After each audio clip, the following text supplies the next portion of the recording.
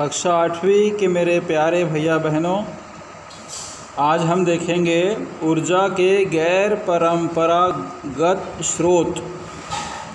गैर मतलब हम किसी प्रकार से अपने पूर्व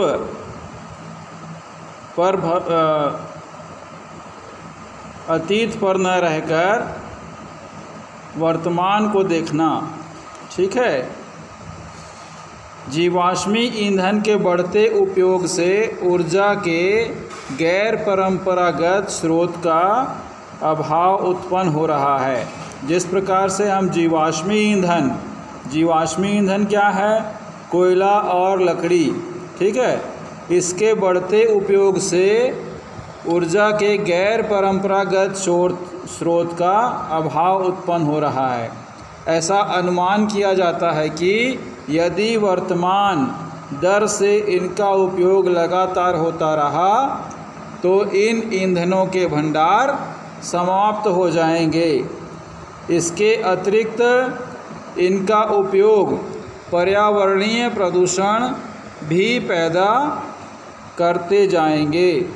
इसके अतिरिक्त इनका उपयोग जो है लगातार उपयोग होने से हमारे पर्यावरण को प्रदूषित करते जा रहा है। इसलिए गैर परंपरागत स्रोत जैसे सौर ऊर्जा, पवन ऊर्जा, ज्वारीय ऊर्जा जो कि नवीनीकरणीय है, इनके उपयोग की आवश्यकता है। ठीक है। ये हमारे गैर परंपरागत स्रोत हैं। कौन कौन से? सौर ऊर्जा अर्थात सूर्य की गर्मी से, सूर्य की रोशनी से ऊर्जा प्राप्त करना। ठीक है। अभी इस पर बहुत अच्छा कार्य चल रहा है। सौर ऊर्जा के माध्यम से किसानों के ट्यूबवेल भी चलाए जा सकते हैं बिजली की खपत ना करके। वैसे ही पवन ऊर्जा अर्थात हवा के द्वारा ऊर्जा प्राप्त करना। बड़े बड़े पंख कहाँ पर लगाए जाते हैं? समुद्र के आसपास, जहाँ पर तेज़ हवाएं चलती हैं, उससे भी ऊर्जा प्राप्त होती है। ज्वारीय ऊर्जा अर्थात समुद्र का पानी आना और जाना ऊपर या नीचे होता है तो भी उससे ऊर्जा बनाई जा सकती है। और यह ऊर्जा क्या है? नवीकरणीय ऊर्जा है अर्थात उसका पुनः नए तरीके से उत्पादन किया जा सकता है। ठीक है। तो इस पर हमें ज़्यादा ध्यान देना चाहिए। अब देखिए इसके लाभ और हानि के बारे में दिया है। ठीक है। क्या लिखा है? पवन ऊर्जा। पवन ऊर्जा का लाभ क्या है? प्रदूषण मुक्त है और एक बार स्थापित हो जाने पर विद्युत उत्पादन की लागत कम लगती है और यह सुरक्षित और साफ है। लेकिन इसकी कुछ हानियां भी हैं। ठीक है।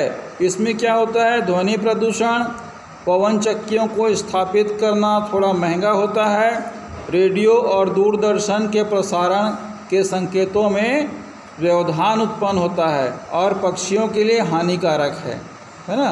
तो इस प्रकार से इसके लाभ और हानि के बारे में दिया हुआ है। अब देखेंगे सौर ऊर्जा का क्या लाभ और क्या हानि है। ठीक है। लाभ क्या है? असमाप्य मतलब कभी समाप्त नहीं होने वाली और प्रदूषण मुक्त। उसके बाद खर्चीला ज़्यादा है।